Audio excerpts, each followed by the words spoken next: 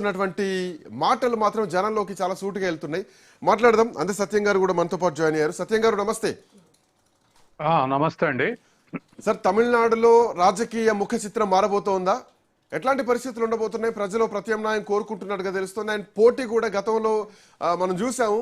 మధురైలో విజయ్ మాట్లాడినప్పుడు మోడీని ఉద్దేశించి మాట్లాడిన విధానం కానీ, లేదంటే స్టాలిన్ అంకుల్ అని చెప్పేసి అంకుల్ని ఉద్దేశించి మాట్లాడినటువంటి విధానం కానీ మనం చూస్తున్నాం.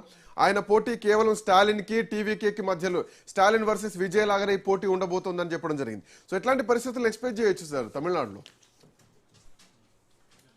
సంస్థాగతంగా డిఎంకే, కాంగ్రెస్ రెండు కమ్యూనిస్ట్ పార్టీల ఫ్రంట్ సంస్థాపూర్వకంగా గట్టిగా ఉంది. అవును. ఇదే సందర్భంలో ఏఐడిఎంకే పళనిస్వామి ఆధ్వర్యంలో కూడా వాళ్ళ పార్టీ కూడా స్ట్రాంగ్ ఉంది. సరే, ఏదో చీలిపోయినటువంటి వర్గం కొంత ఉన్నప్పటికీ ఇవాళ బీజేపీ ఇక్కడ పవన్ కళ్యాణ్, చంద్రబాబు నాయుడుని ఎట్లా మేనేజ్ చేసే అధికారంలో ఉందో ఆంధ్రప్రదేశ్లో, అట్లాగే తమిళనాడులో పార్ట్నర్స్ ఎవరైనా తన మాటినే ప్రభుత్వం రావాలి, కాంగ్రెస్ మాటినే ప్రభుత్వం పోవాలి. ఇది దాని వ్యూహం, బీజేపీ వ్యూహం.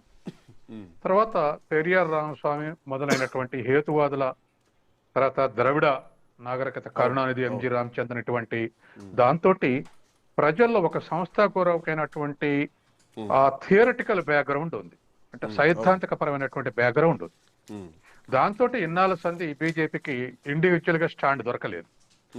కాబట్టి ఇవాళ బీజేపీ ఖచ్చితంగా ఇప్పుడు గతంలో పోయిన ఎన్నికల్లో రెండు ఏఐకే డిఎంకే వర్గాలను కలిపి ఉంచడంలో బీజేపీదే విజయం. లేకపోతే అవి చీలిపోయేవి ఆనాడే. కానీ కలిపుంచి ప్రయత్నం చేస్తే కూడా సాధ్యం కాలేదు. ఇప్పుడు సహజంగానే ఏఐడిఎంకే లీడర్లు పాతపడ్డారు. తర్వాత రెండు వర్గాల వల్ల కొంత డైల్యూషన్ వచ్చింది. తర్వాత డివైడ్ కూడా వచ్చింది. ఇంత ఊహించలేకపోయిందా? ఎందుకంటే సర్వేలో వస్తున్నటువంటి ఈ రిజల్ట్స్ చూస్తుంటే బీజేపీ ఆలోచన ఏమైనా మార్చుకునేటువంటి అవకాశం ఉంటుందా? ఎందుకంటే ప్రజలంతా కూడా విజయ్ వైపు చూస్తున్నారు అన్నది ఒక క్లారిటీ వస్తుంది. ఇక్కడ పాయింట్ ఏంటంటే డిఎంకే, ఇందాక మీరు అన్నట్టు డిఎంకే కాంగ్రెస్ స్ట్రాంగ్ గా ఉన్నారు. అటు ఏఐడిఎంకే బీజేపీతో పొత్తులో ఉంది.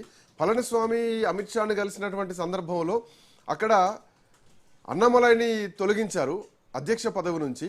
ఆ తర్వాత పళనిస్వామి నుంచి ఏఐడిఎంకే నుంచే పోయినటువంటి వ్యక్తినే నయనా నాగేంద్రన్ని అక్కడ అధ్యక్షుడిని చేశారు. సో ఇక బీజేపీ ఏఐడిఎంకే కలిసి ఎన్నికల్లోకి వెళ్ళబోతున్నారు. ఈసారి విజయం వాళ్ళదే అన్నటువంటి ధీమాకు వచ్చేసారు. బట్ ఇప్పుడు ఆల్ ఆఫ్ సడన్ గా విజయ్ ఎంట్రీ కానీ, ఈ సర్వే రిపోర్ట్లు కానీ చాలా చేంజ్ ఓవర్స్ తీసుకొస్తున్నాయి.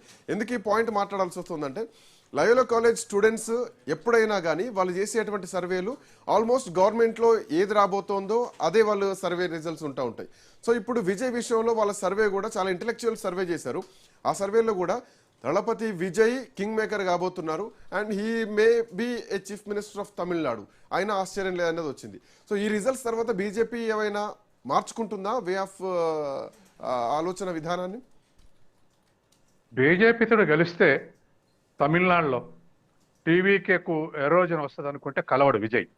ఎందుకంటే తన పార్టీ సస్టైనబిలిటీ చాలా ఇంపార్టెంట్.